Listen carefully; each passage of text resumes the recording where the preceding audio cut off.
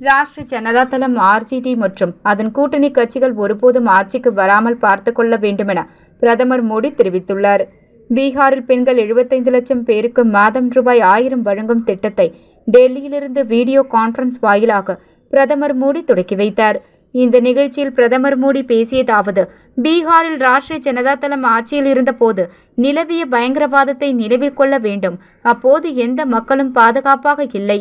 நக்சலைட் வன்முறையின் பயங்கரவாதம் பரவலாக இருந்தது. இதனால் ஏற்பட்ட பாதிப்புகள் பெண்களுக்கு சுமையாக இருந்தது.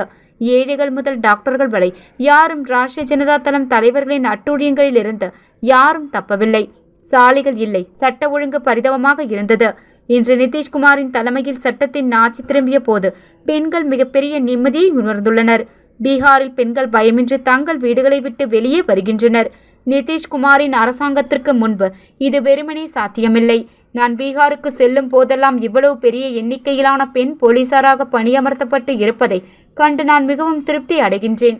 ஆர்ஜேடி மற்றும் அதன் கூட்டணி கட்சிகள் ஒருபோதும் ஆட்சிக்கு வராமல் பார்த்து கொள்ள வேண்டும். பீகாரில் உள்ள தேசிய ஜனநாயக கூட்டணி அரசு பெண்கள் அதிகாரம் அளிப்பதற்கான பாடுபடுகிறது. உஜ்வாலா போஜனா, பீகாரில் 8.5 கோடி மக்கள் இலவச ரேஷன் மற்றும் ஆயுஷ்மான் பாரத் போன்ற திட்டங்களால் வாழ்க்கை பெரிதும் மேம்பட்டு உள்ளது. இவ்வாறு பிரதமர் மோடி கூறினார்.